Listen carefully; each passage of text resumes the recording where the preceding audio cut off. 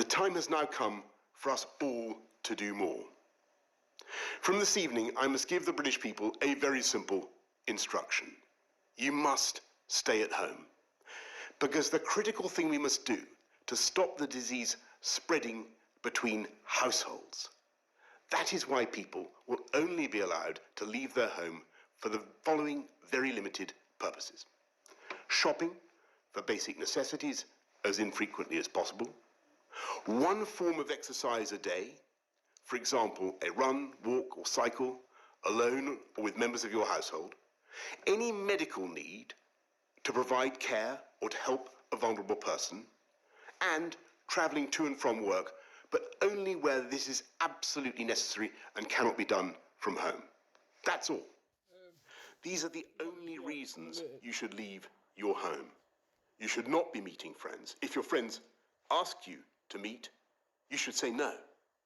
You should not be meeting family members who do not live in your home. You should not be going shopping except for essentials like food and medicine. And you should do this as little as you can. And use food delivery services where you can. If you don't follow the rules, the police will have the powers to enforce them. Obviously, you know what I'm here to talk about, fam. You know I'm here to talk about this COVID-19 coronavirus, something that I go on here right now. Like, trust. I'm gonna try to keep it quick so I'm not here too long. You know what I mean? So like this thing is an issue, fam. Like, alright. I mean, so what can we do, or what can I do? First off, I'm gonna treat my house as a safe bubble. Yeah. I'm gonna decontaminate at the front door. I keep bleach or disinfectant by the front door, like a little spray bottle. Spray the handles and them thing there as soon as I get in. Wash my hands regular. Wipe down surfaces at regular intervals. Keep outside clothes by the front door, basically. Yeah, so I don't traipse all over the house with the same shoes. Oh, all right. So conspiracy theories. Okay, so I've heard too many conspiracy theories at the moment, or not too many, but the main ones that I've heard. It started at a Chinese meat market in Wuhan. 2. I hear that there's a bio lab or something like that in the Wuhan area, and that is either come from there accidentally or it's come from there deliberately. I hear something to do with 5G, and obviously it could also be nature. So what's my bottom line on this? I tell you the truth, fam. I don't know.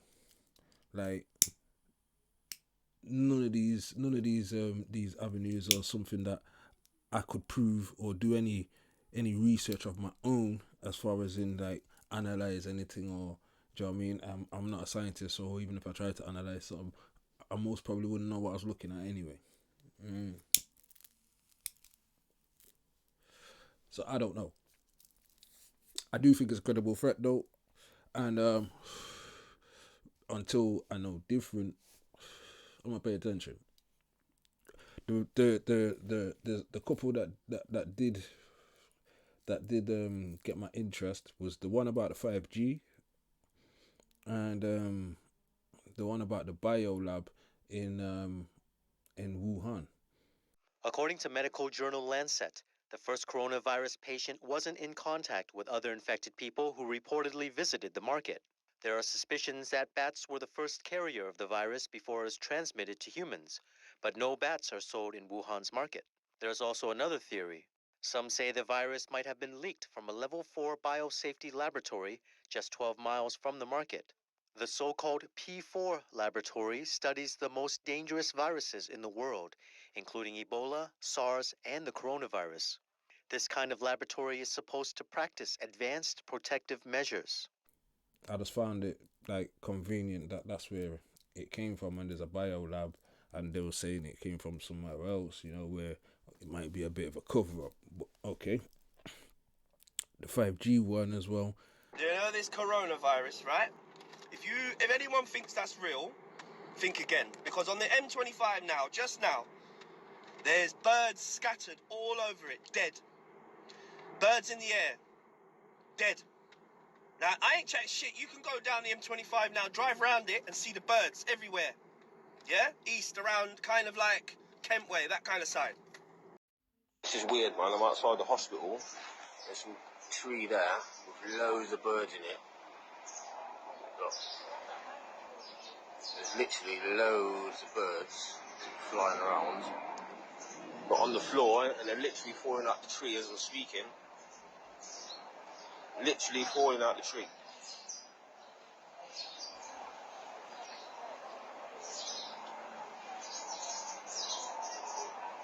They're everywhere.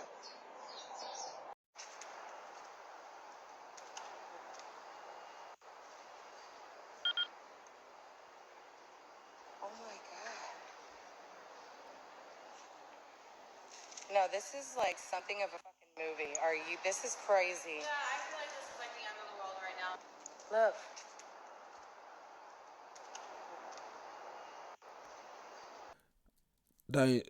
That obviously is an avenue that I need to explore a bit more myself personally, because before this I remember them talking about the 5G and warning people like, yo, there might be some health complications or health issues with the launch of 5G.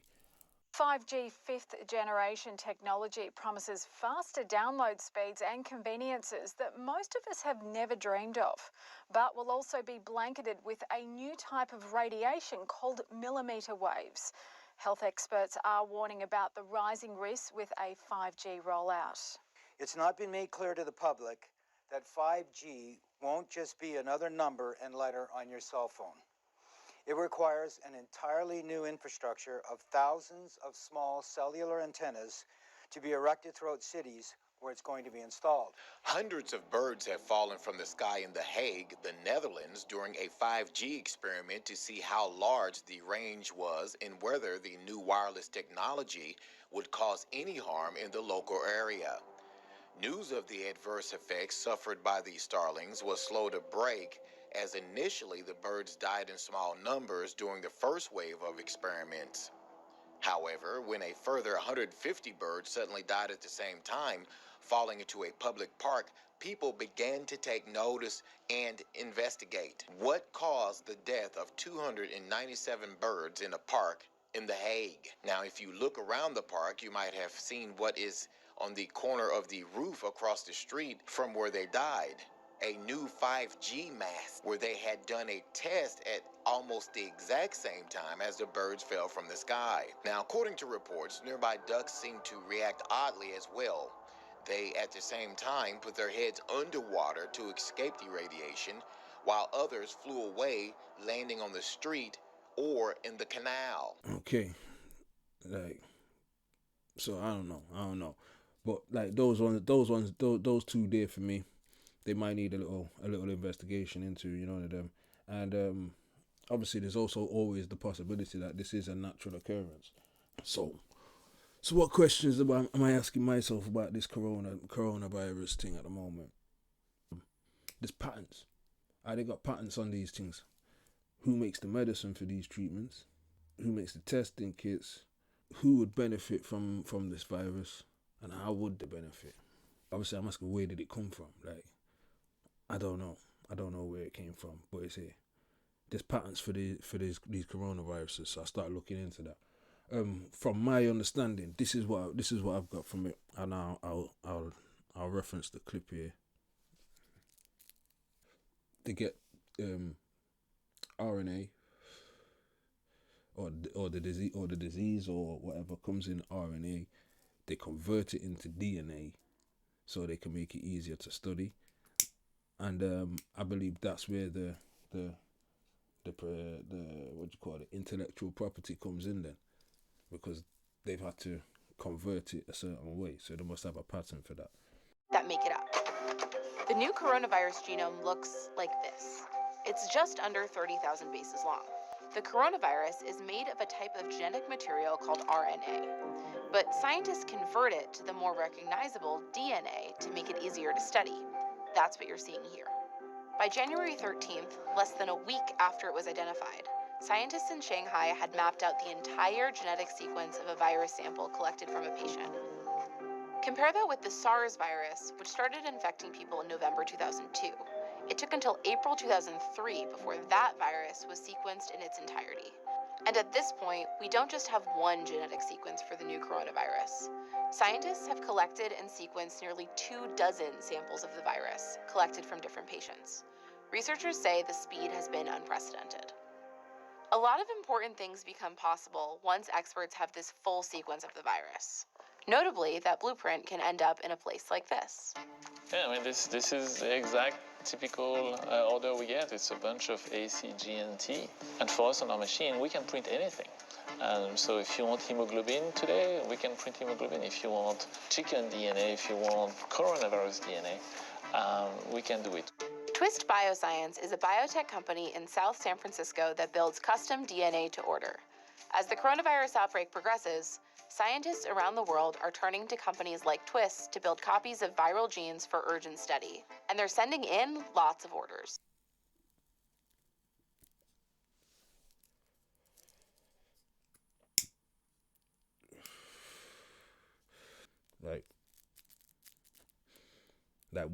What is the motivations behind these companies? How did they move? I mean, we already looking at them suspects, and if I'm looking at them suspects, could I put it past them that they would possibly create future business? I don't know. Alright, so who makes the medicines? I was watching a clip the other night on YouTube, obviously, and one American medical guy was talking about how they get the I can't remember if he was a medical guy or he was a politician or whatever, but he was talking about how they get the how America's dependent on China for these medicines, for a lot of these medicines and these things here. Now, again, that ties into my previous question, looking at them certain pharmaceutical companies suspect. Calm. Who makes the testing kits? Because if these men are making the testing kits as well as then I'm like, come on, man, this is getting a bit too much. Isn't it? There's a little known fact about some of the most common drugs Americans take, from antibiotics to heart medicine to antidepressants. 80% of the key ingredients used to make them come from overseas, mainly from China. China's stated aim is to become the pharmacy to the world. Rosemary Gibson is the author of China RX. How much of our drug supply is controlled by China? We're so dependent on China that if they shut the door on sending medicines to us, our hospitals would shut down within a couple of months. In the case of some drugs, like antibiotics, China has a total stranglehold. We can't make penicillin anymore. The last penicillin plant in the United States closed in 2004.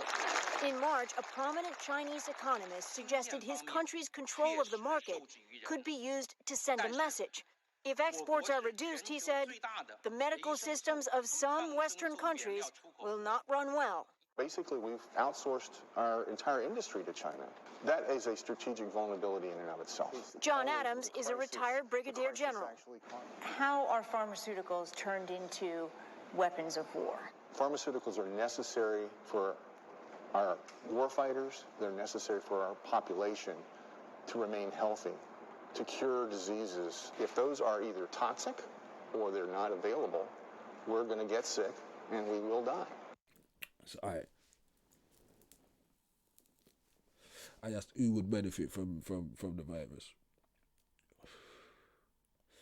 I see the elite people them as particularly opportunistic, and whether or not they create the virus, I could see them moving sharp to take advantage of it.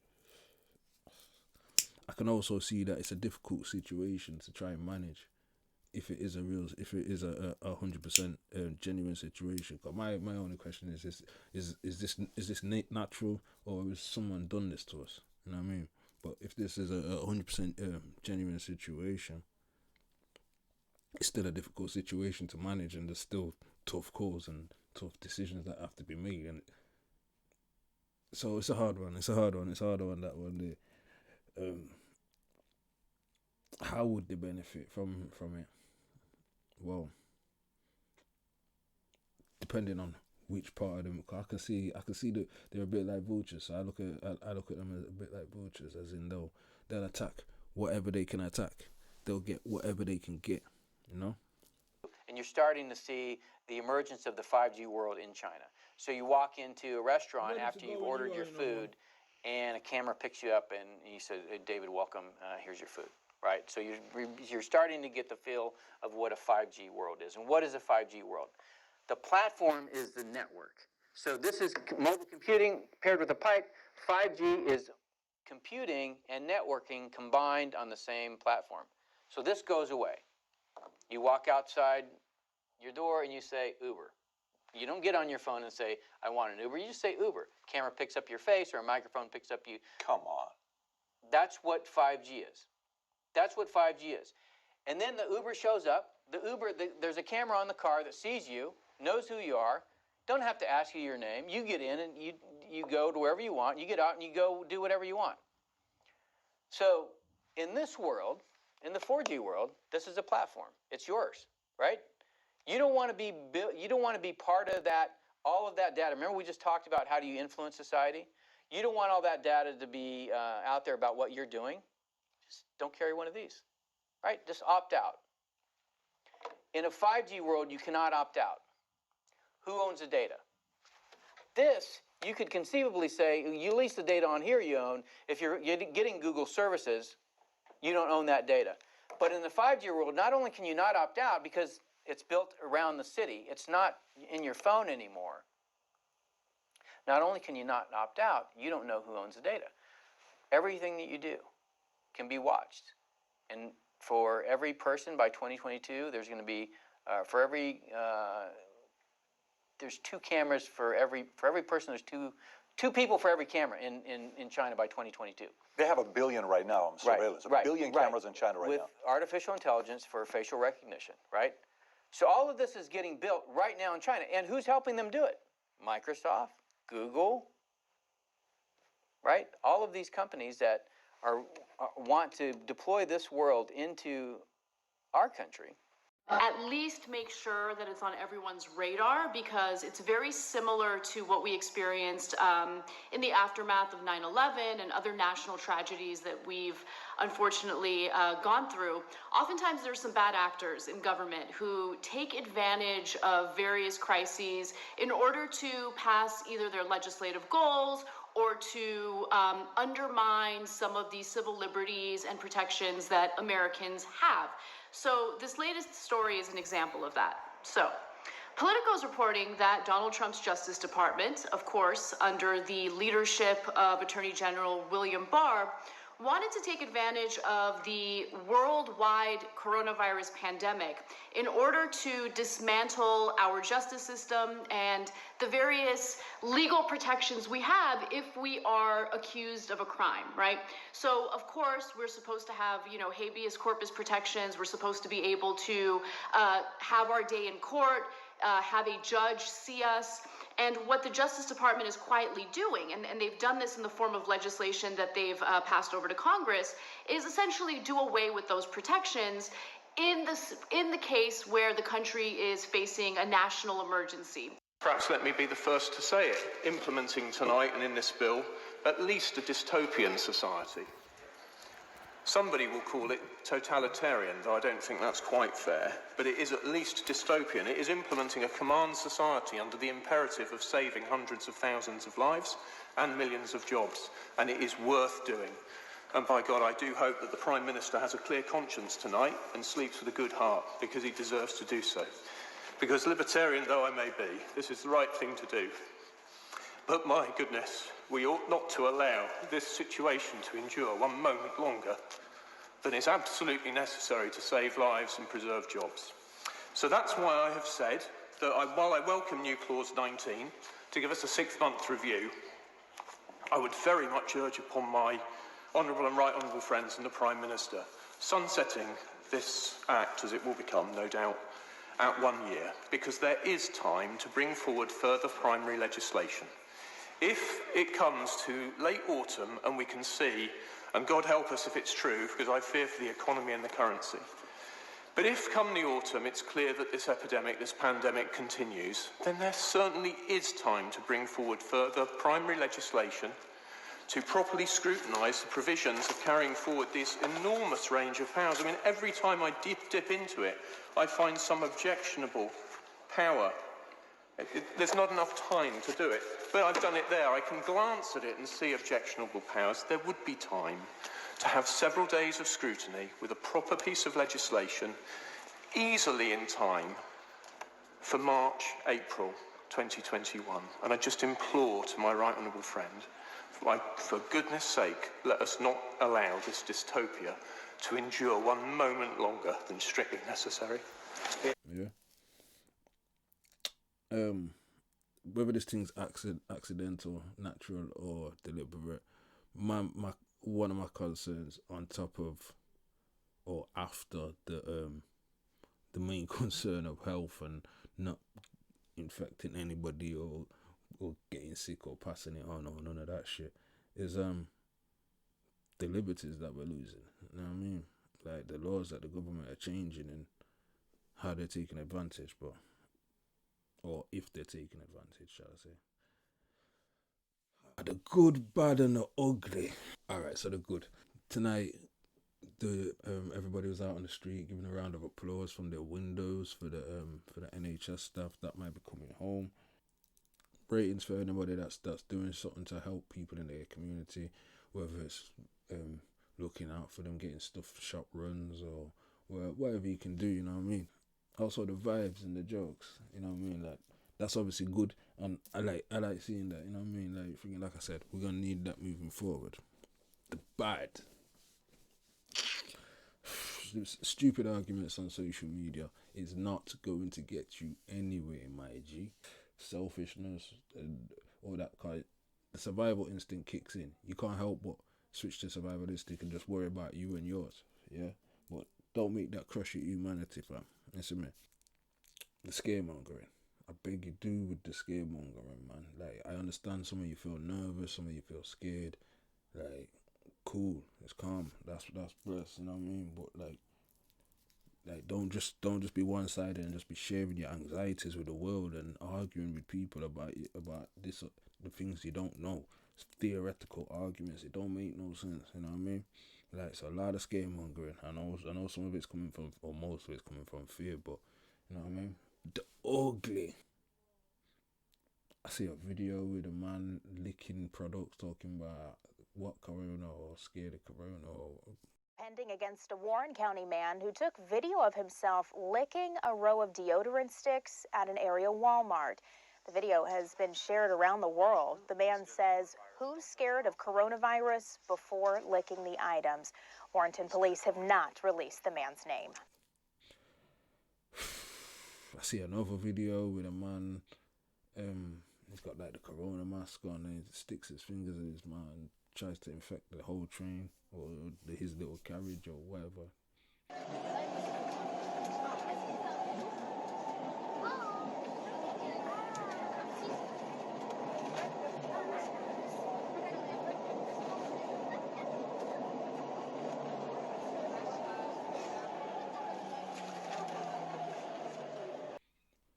Like all that shit, it's just dumb. It's like, fam, like where's this? Certain people are just bad, man. I don't understand it. Like at people's weakest time, that's when you want to do something fuckery. That's how you feel powerful. By doing something fuckery to people when they're you're a pussy. You're a pussy. I'm saying I when it comes to this whole coronavirus thing, conspiracy or not, I think common sense would tell you move safe and try and move responsible, like you give a shit about somebody else's life. Yeah, do what you need to do to keep your sanity, obviously, you know, and them. But when your prime minister told you, well, these are the two things that got my ears up. My prime minister told me, he said, "Ooh, one, stay in your yard, and two, people are gonna die." I take note. You see me?